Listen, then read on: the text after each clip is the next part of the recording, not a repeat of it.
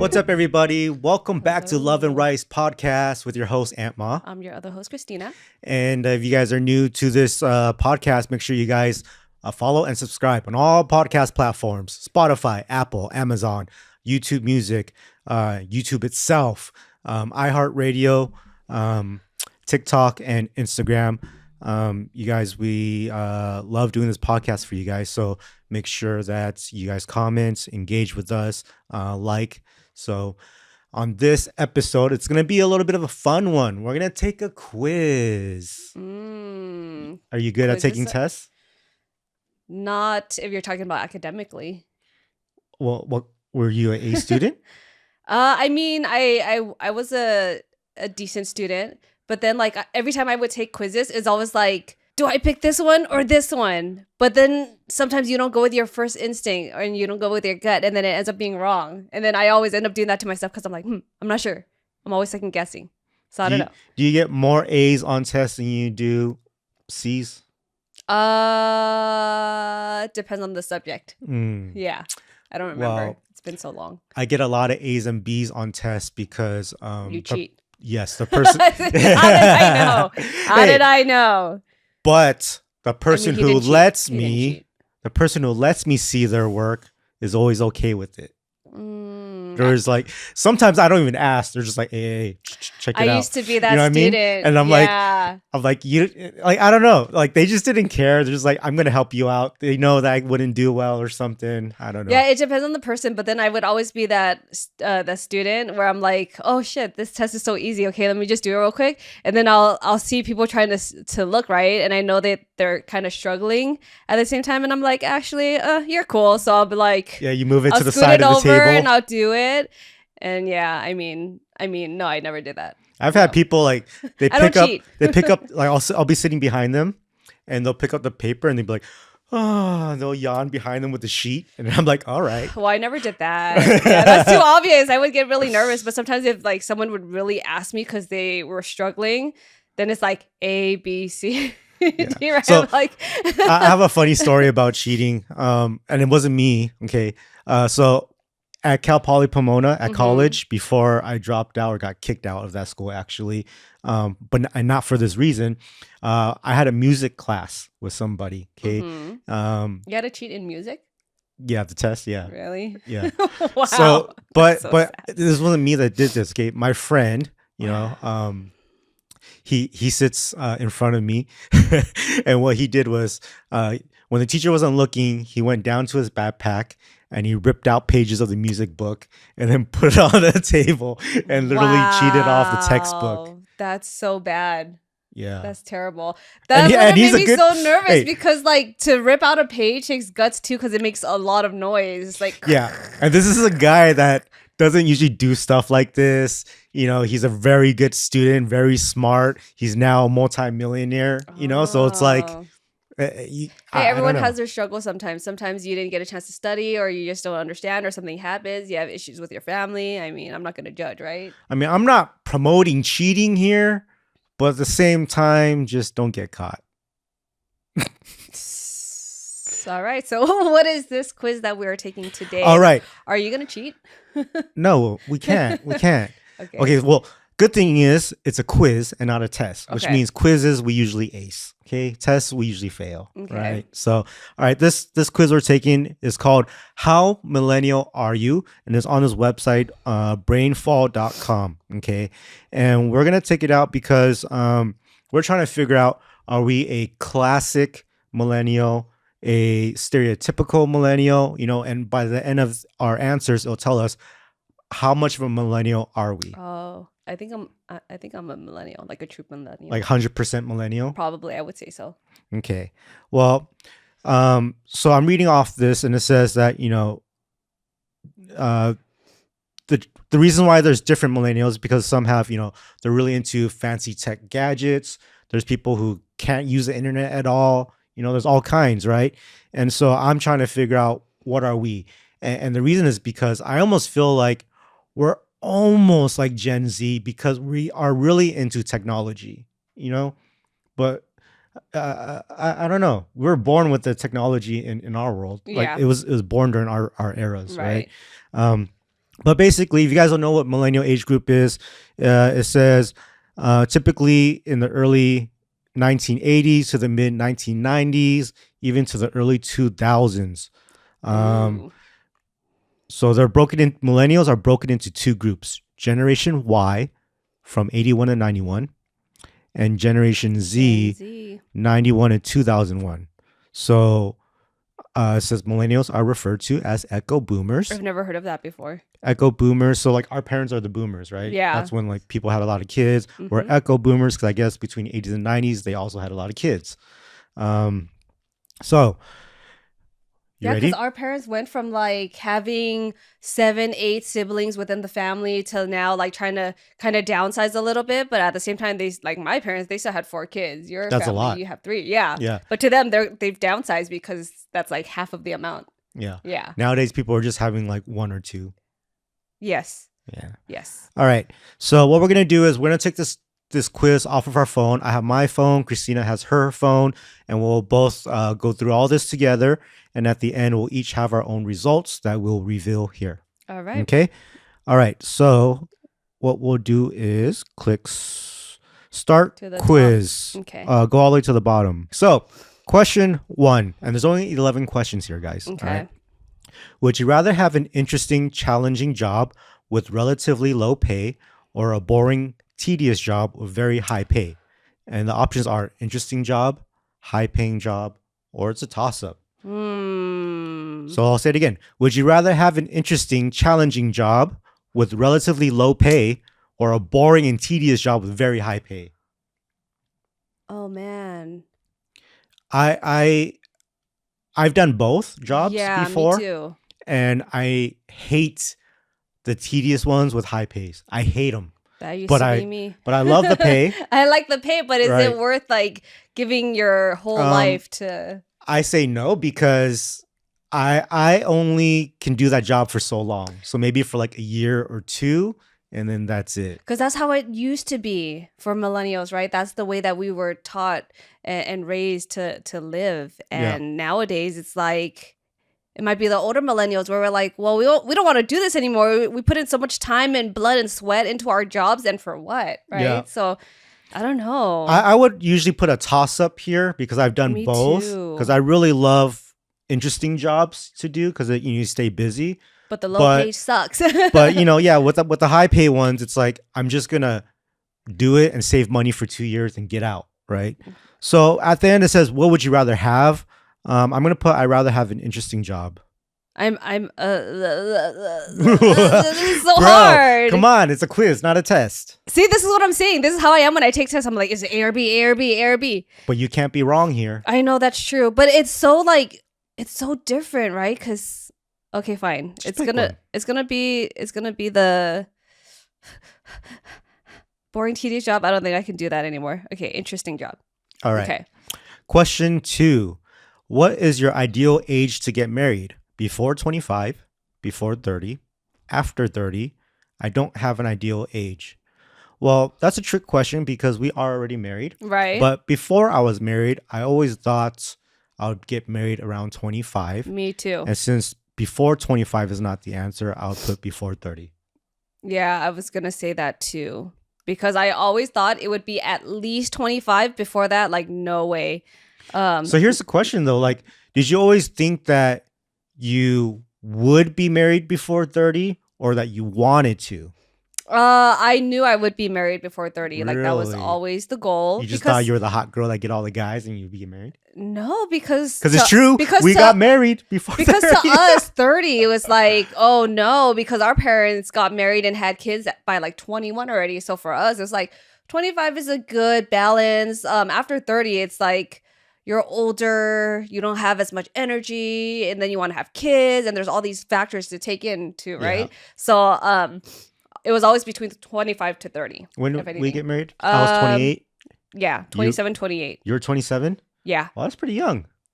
yeah. I never think about your side because I always think that, 28 is a good number for me. And to hear your side at 27, that's actually pretty young. Yeah, that's not bad. It's like Wow. 2 years from what I thought would be. So All right. Question number 3.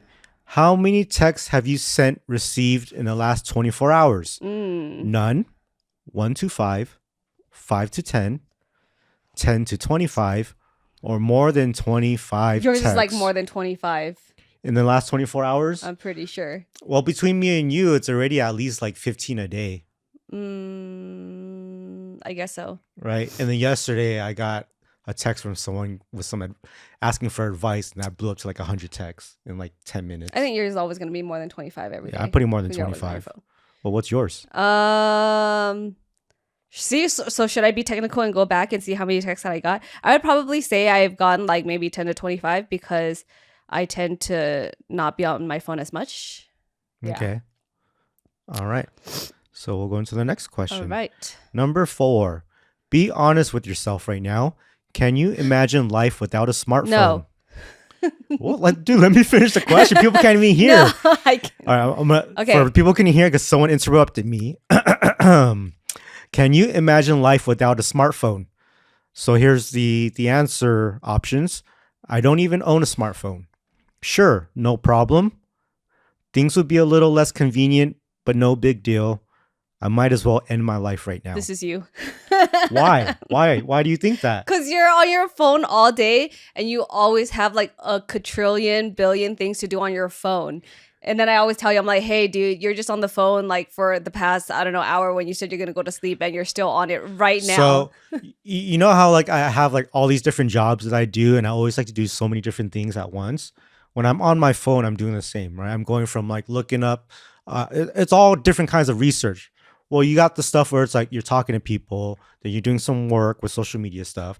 And then it's like looking up, all right, Leia's birthday's coming up. Let's look up all these gifts. Now you're going to the rabbit hole. What about this thing and that thing about it? And now you're learning this whole new project and this whole new life that you got to understand before buying it for her. And then I'm still looking at these new cars that I'm trying to get. And then I'm looking at like, these gun stuff that I'm trying to get. See, but remember how simple life used to be and how present you used to be and how people used to talk more to each other instead of through text like what we're doing now. That's what you think, right? But what I'm doing is like my intelligence level of doing all this research at once throughout the day is like shooting through the roof. I'm like receiving all this information like I'm AI right now. Okay, but receiving all that information, what is that going to get you in life? Getting all the best of everything for everybody and understanding how to do everything properly and making sure I do the proper amount of research.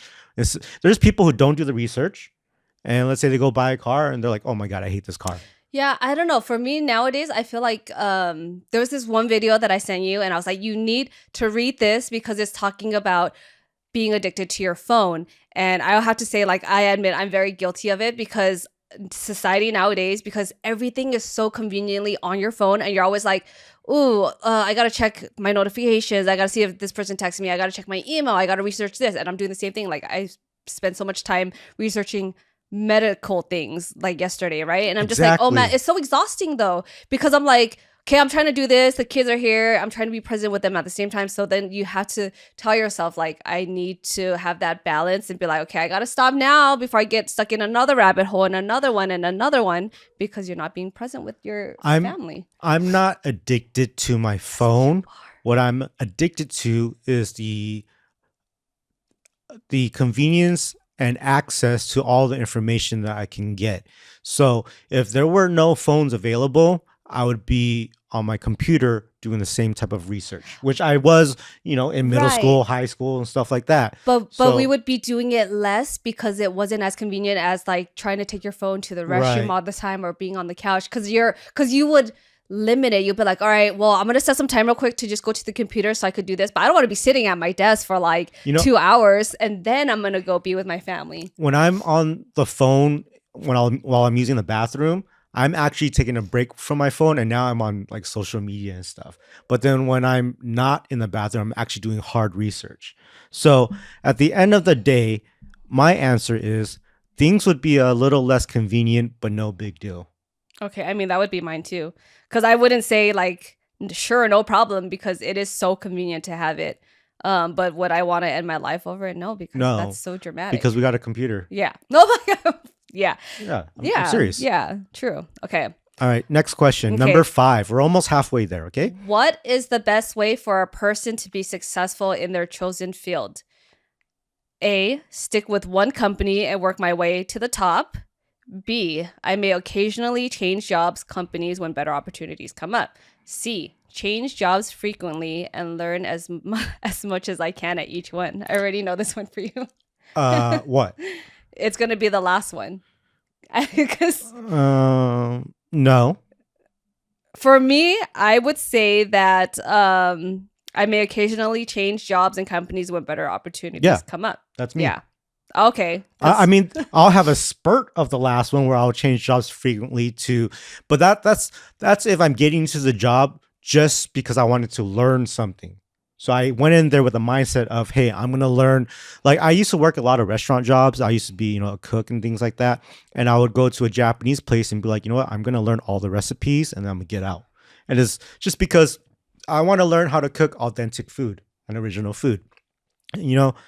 So that's when I would change jobs frequently with that mindset going into it. But normally, I'm just going to jump from a job if a better opportunity came. Yeah. Well, I mean, that makes sense because that's how you grow. If you stay stagnant in the same company for how many years, like you just kind of stop learning after a while. I mean, I can only cook so many thousand dishes until I'm like, okay. Yep. Yep. So yeah, I'm going to pick, I may occasionally change jobs and companies when better opportunities come up. All right. Next Question 6. Do you believe that corporations are too powerful? What does that mean? Well, okay, the answers are yes, no, a little. So maybe the way that I'm seeing it is, do you think that they have too much control over their employees? In that fact, yes, because this is kind of a loaded question. Yes, I would say they have a lot of control of what they want their employees to do, which I guess, they're paying them, but I don't know. Do they have to have all that control? Yeah. Some companies don't abuse it like that. That's true. But when you're in bigger corporations and me like being in a management level position before, like I saw the overall operations and how upper management try to have more control and more stability, right? What is the control for? It's more so of just like what were they afraid of? I think they just wanted consistency. They wanted to be able to manage employees. And it gets to the point sometimes with these bigger companies because they have they keep expanding and having a lot of employees, right? So now it's like, okay, well, we need to have managers be more strict with their employees. They got to manage their break times, their meal times, make sure they're clocking in and out on time. I think that's a different kind of control that I don't like. Yeah, but I feel like that's what it's come down to now because companies, they get so big and they're worried about being successful where they're just like, okay, well, we just got to get these numbers in. We have quotas to meet. You work as much as you need to. And that's it. Like, we got to do what we got to do to be successful as a company. So it's more of like having too much control and power to only focus on the corporation and not so much of like what maybe I feel like there's been so many lawsuits nowadays and all these things happening where it's like they're not worrying as much about maybe even the products that they're pushing out to consumers and stuff. Yeah. There's all these recalls with like food products and consumables where it's like, okay, well, we made our money. And now all of a sudden, after like years and years and years of consuming these products, like now they're like getting sued because it's like, well, you have all these toxic chemicals in these food products that you're giving to people. And like, you don't care anymore because you're just trying to succeed as a huge corporation and make money. Right. So we're talking about two different things here. One is too much power controlling the employees. And the other one is too much power in like making money. Right. Because in the end, it's just about making money to them. For the most part. Yeah, which is why I don't like it when they micromanage because at the end of the day, if you feel like you need to control your employees, you already messed up by hiring the wrong people because you shouldn't have to micromanage. If you hire good people, they're going to get the shit done for you. Yeah. You know what I mean? The ones that are micromanaging are the ones that you did not hire correctly. Yep. Well, yeah. And I don't know, like with millennials, we used to be okay with it. But I think over time, we started to realize like, hey, it's not worth all the stress and putting in all the overtime hours and to still not be appreciated and to be stuck in this position. I think when a job says, I want to hire you to just fulfill this job and that's it. Yep. That's already the bad move. Yeah. because now you're only going to do that job, and that is where you just need to get micromanaged because you don't care anything about just anything else about the company. You just want to do your job and get out, right? Yeah. So, do you believe that corporations are too powerful? I would say, yeah, I'm of gonna say, yeah, course. they have a lot of power, and they also have a lot of power to say no to things and to have more of a work-life balance and to actually think about their employees. Hmm. Yeah. But for the most part, large corporations just worry about being successful and making money from the top. All right, so we're on question number 7. By what age should a person have their career course plotted out? Before they finish college, before 25, before 30, before 40. There is no limit. Life is always changing. So the key here is, it says career course plotted out. So you can always change, Right. but it just says when you should actually have it well thought out, right? I would say before 25 would be a good one. You already made some mistakes, you learned a little bit, and now you should figure out what you really want to do.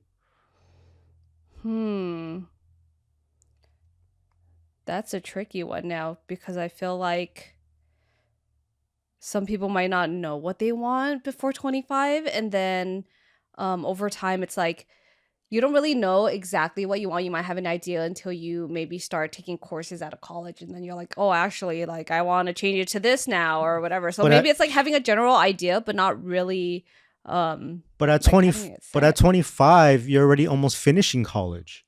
Right. So you already have the plan. It's okay if it changes later. It would always change as your passions change.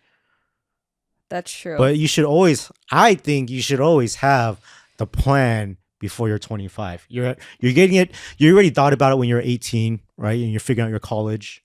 Yeah, that's a very tricky question because I feel like it'll be different for everyone because everyone has different paths. Well, I'm That's putting interesting. before 25. I'm just gonna say there's no limit. Life is always changing. All right. All right. So it's question number 8. Moving in with your parents after college usually indicates failure, confusion, or a crappy economy. You moved into your parents' house after college? Moved back home? I mean, I was always at home during college, Oh, but I was staying at my friend's dorm for a little while too, or at their apartment. But I would go back and forth. Like, I don't think I really ever really left my parents' house. that sounds like confusion.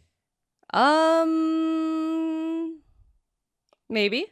For me, I moved in and out a lot. I moved out when I was 18, and then, a couple years, like maybe 3 years on my own.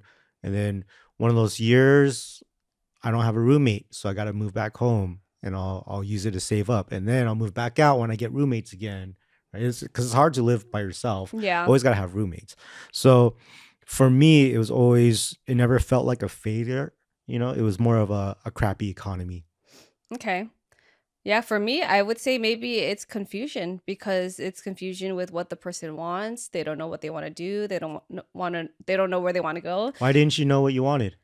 Well, I mean, growing up, I think there was no one who really went to college in my schools. I mean, in my family. So I didn't really have anyone to talk to me about things. Like I had aunts and uncles, but they all like went to adult school and they're kind of doing their own thing. Like everyone was just kind of surviving to get by. Mhm. Like compared to like your mom, right? She had a college degree. She was born in the U.S. and I felt like Did she finish college? your mom, yeah, Did she? I'm pretty sure she I did. don't know if she did.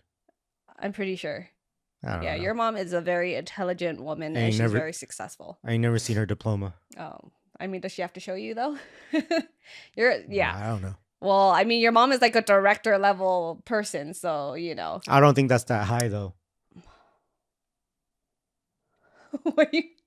Director is one. I mean, that's one of the higher levels that you can have without It having to is. like invest into a company and dedicate your life to it. But she's always been director level of startups. Yeah, because Never like big corporations. because she always wants to help the community. For her, it's more about meaningful work rather than working and trying to make big bucks and working for a big company. That's the That's difference. like saying we're directors for all the stuff that we've done. It's different.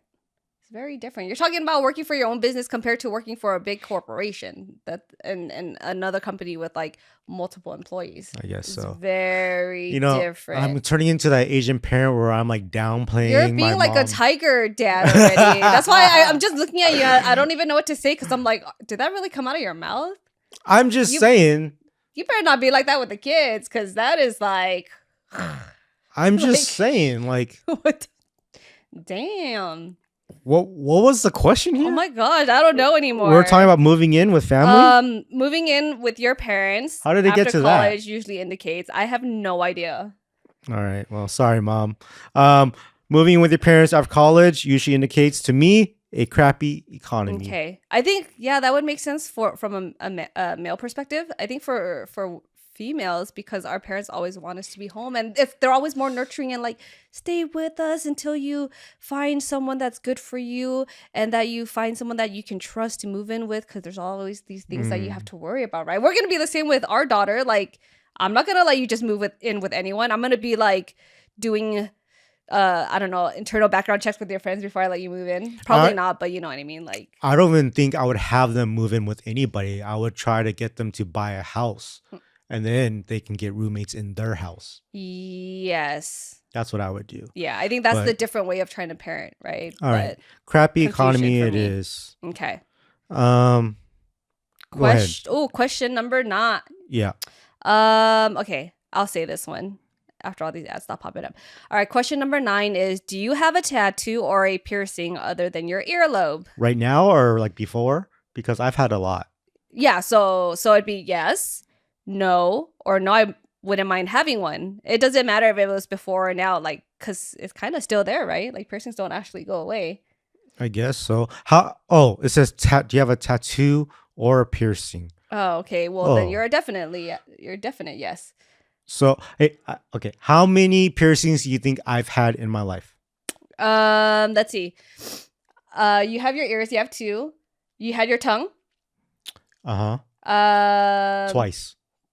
Does it count? In the same spot or what? You had to re-pierce? I had to re-pierce. Okay, so we'll count that as 3. I don't know. What else did you have? The cartilage up here. Oh, cartilage. Okay. I still have this hole that I can feel. Yeah, see? I tell you. Like, it just never goes away. I don't know. Did I get my second ones? Wow. I don't remember.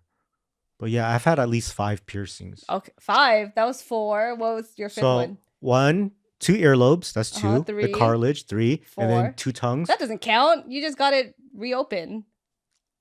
I guess so. That doesn't count. Yeah, but it was like years later. Oh, so that doesn't count. That's a new spot though. Okay, maybe. No. I don't know. I have what is this part called again? The daith. I have that. I have What's it called? Daith. Daith? So I got it on this part. How do you spell that? DAITH. Oh. Yeah, so I got this, and this was like a more recent piercing, so it's still healing, but I got it because it was supposedly known to help with headaches. I can tell you that it doesn't work because I get headaches all the time still. I feel like you've gotten even more headaches since that Yeah. one. Even worse. Yeah, so I don't know. It doesn't help. I was also looking into the conch piercing, which is actually like the hard, bigger part of your ear. I don't know. Maybe I should have done that instead, but yeah, this doesn't work. I have 4 here, so 4 or 5. I just got my nose pierced 6, and then I had my belly button pierced, and it never closed, like ever. When you pointed it down right now, I was like, "What?" My belly button.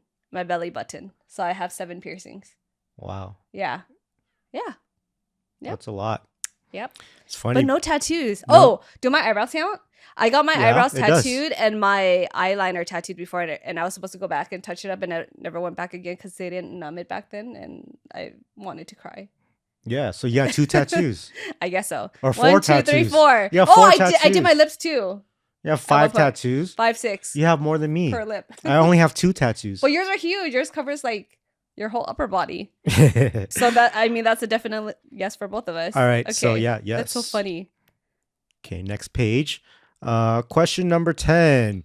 How often do you snap a selfie and post it on the internet? Pretty much every day. Quite often. Rarely. I've never done this. I rarely take selfies and put it online. I might do selfie videos when I'm trying to do like talking points, educational, stuff like that. but I don't really snap a selfie. I feel like you used to do it more. Now you're like, meh.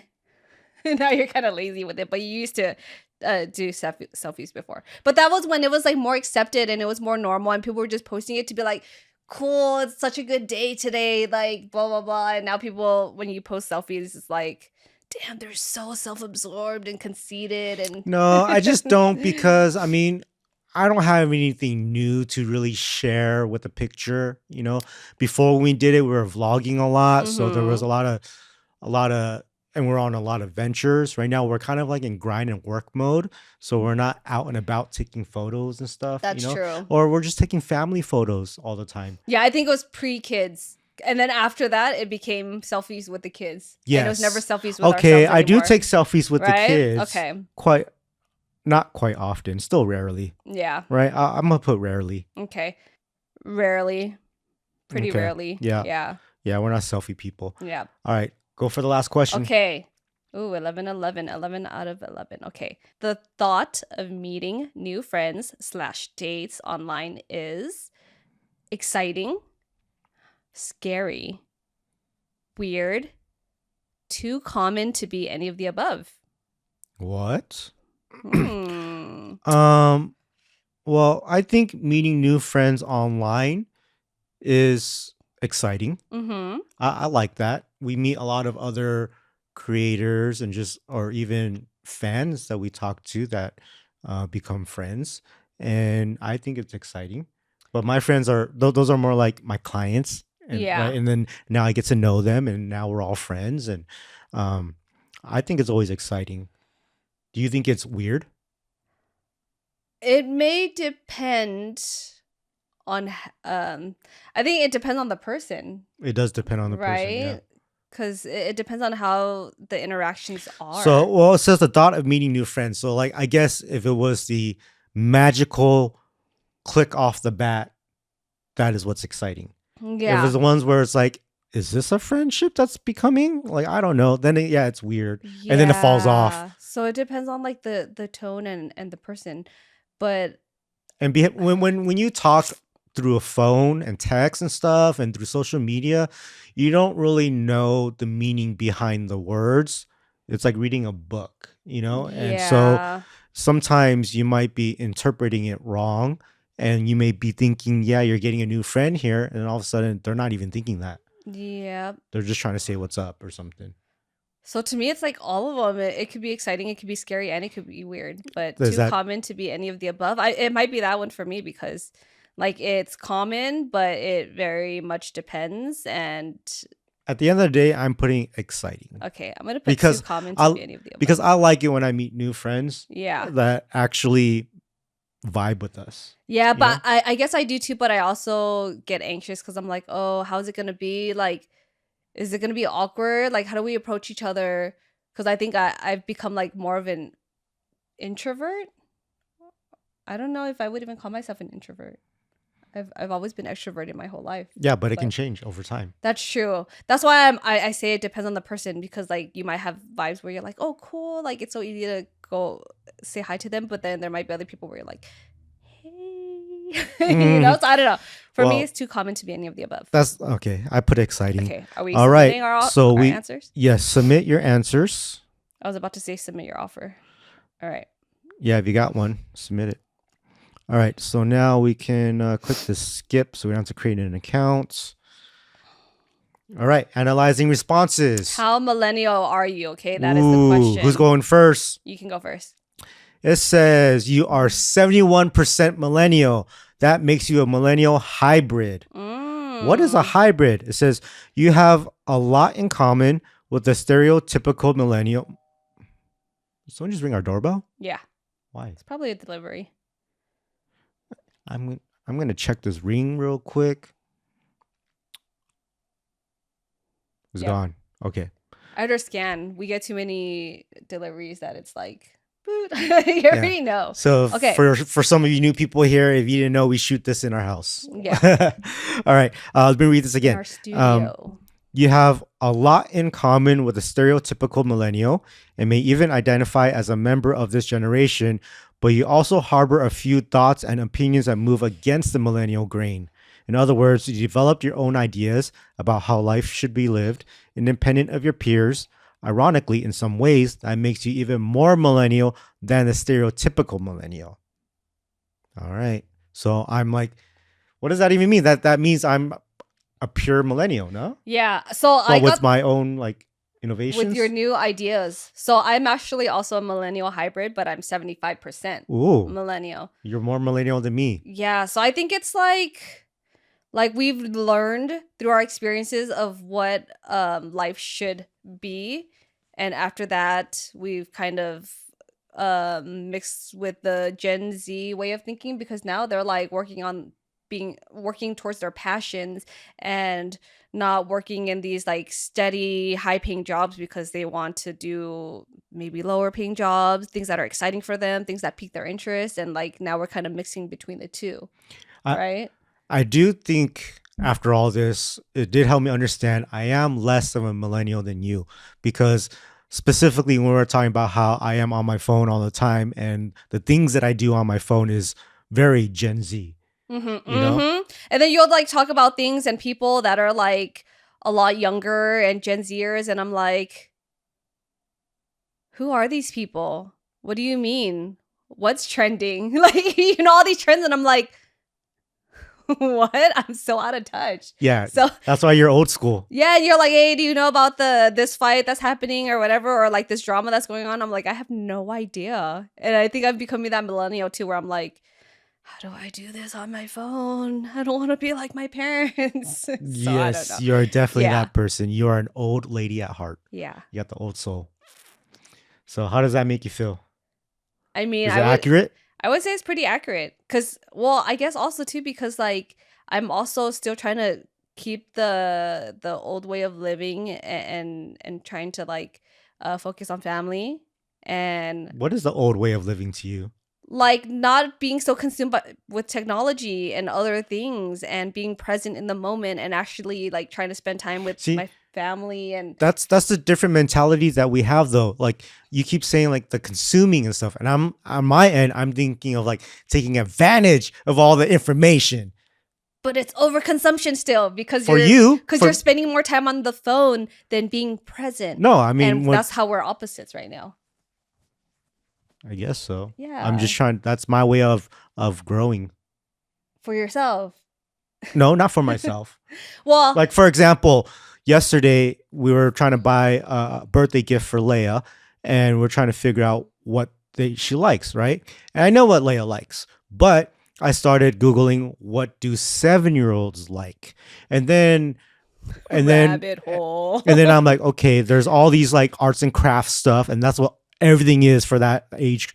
And she loves arts and craft, right? But I'm like, okay, I don't know if I want to buy her like beads and bracelets and headbands for her to like make on her own, and the nail stuff, because well, she has all the nail stuff, which is fine. Yeah. But then like the bracelets and all those things are kind of worthless after. It just gets thrown around the house, you know? And so I'm like, what is something else that she likes within the arts? You know, and I started looking up other art stuff. And I'm like, okay, she loves painting, but she goes to her painting studio every week and she does that. And then I saw pottery. Mm-hmm. And I'm like, oh, pottery is she might like that, because her painting class that she does, half of it is pottery things. Right. They're making stuff out of clay, right, and foil. So now I'm like, this is great. You know, this is a real pottery machine for kids, and she can make her own like pencil holder, her own cups and bowls, little things she could put her little jewelry in, and things just so she wouldn't lose stuff. She could keep things organized, right? She could make it. And I'm like, well, I know nothing about pottery. Now I'm researching pottery stuff, the best machines for kids. Does she need one that's like a real one, or the little ones? And then you're looking at the kid version. The kid versions have like a frog or a teddy bear, and then it's like it's spinning the pots and the clays, right? And then you find out from reading that it's that they're not strong enough. They don't move after you apply pressure onto the clay. So like this is a research to me that's exciting, because now I get to learn about the world of pottery and how much it can relate to my daughter and if she will love it. Yeah, but sometimes maybe It doesn't have to be so extensive. This particular But that's example, me all the time I know, but I'm saying in everything. this particular example is perfect. I get it. Like, I love that you did that. Because I want to do it with her too. Yeah. I got to teach her. But then last night, we're trying to like have our time together and like watch a movie. And then we started looking into other gifts to get or board games. And That's then not it a got gift. like no. So this is like, we decided to look for board games for the family, but then it got so crazy after a while. I was just like, oh my gosh, this is getting so complex, because it was like, oh, should we get Monopoly? Wait, should we get the original Monopoly or should we get the Junior? But wait, there's the LOL version, the Hello Kitty version, the Spider-Man version. I was like, oh my gosh, what is happening right now? Like, it just gets so complex sometimes. And that's why I try to take myself, like, try to take a step back and be like, well, let's just try to make us a good decision and not like look into all these different things. Because you spend like an hour to 2 hours trying to look into stuff, where it's like, all right, let's just make a decision. So and then I think the reason why I do that is because the reasons get so deep for me. And part of the reason is because of the way you are, right? And you're always about saving money, not wasting money and stuff. So the research allows me to figure out the best Monopoly game possible for the kids that they will love and want to play forever, right? So if it is the Junior, they will understand it more. With the adult one, they might not understand it. They'll get bored. Now, when they have the Junior with Spider-Man, will they love to play it every single day rather than just a regular Monopoly Junior where they might get tired of it? You know? So I want things I want like Enzo to have more boy stuff. Mhm. Spider-Man will help him out. If we got the Hello Kitty one, it's more girl stuff for him. You know what I mean? Which is fine. Kids, boys love Hello Kitty too, but not everything has to be pink for him because Leia has pink. You know what I mean? So sometimes I want to be a boy with him and give him Spider-Man and play Spider-Man stuff. They got Ninja Turtle ones, Paw Patrol ones. You know what I'm saying? That's why I dig so deep. What is that snore? What are you snoring for? It just gets it's a lot. Yeah, I get it, but it's a lot. And I think that's where the difference is between the two of us, right? You're maybe you're more in tab with Gen Z, and I'm like more millennial, like, no. Yeah, you're the old school. We're like, I don't care, just go buy it. That's And I'm what like, it no, I is. gotta pick the right one. Yeah. No, I do that sometimes too, but then I find that I get more stressed out trying to do it. So that's why I'm just like, you know what? I just want to enjoy things and not stress so much and overanalyze things, because I get too much in my head. Like, even taking this quiz, it was 11 questions, but it felt like 20 because I kept like, I don't know, what should I do? So A lot of the things that you teeter-totter on and seesaw on these items is because you don't know which one you want more of. yeah. I'm trying to pick like which one is better for this person. Yeah, well, it's the same like that too. Oh. It's like, well, we'll work out more long term and stuff like that, and like what will Right. be the most like bang for your buck and stuff like that. So that's why I'm like, I try to not do it as much because I already do naturally. All right. Well, I hope you guys enjoyed this episode of How Millennial Are You? This I think you guys should take this quiz because it helped me understand where I'm at with my mind. You know, I didn't think so deeply into this until we took this quiz. Mhm. How different we are, the way we think, and how it's cool. Yeah, I I like mean, it. and they say that that's what they say that opposites attract. So it's like we have a Gen Zer and a millennial. What We're is- balancing each other out. What is wrong with you right now? See, I got overstimulated from that conversation. You took a 11 question quiz and now you're I like, told mine- you. That's why when you're like, are you good at taking tests? I'm like, no, because I can't decide sometimes, because I'm like, well, it could be this or this. So Oh my gosh. yeah. All right, guys. I hope you enjoyed this episode. If you want to take the quiz, it is on a website called brainfall.com. It is not a sponsored video here. It's just something that we like to do and we're sharing with you guys. Make sure you follow and subscribe on all podcast platforms: Spotify, Apple, Amazon, iHeartRadio, YouTube, TikTok, and Instagram. And we'll catch you guys next time on Love and Rice.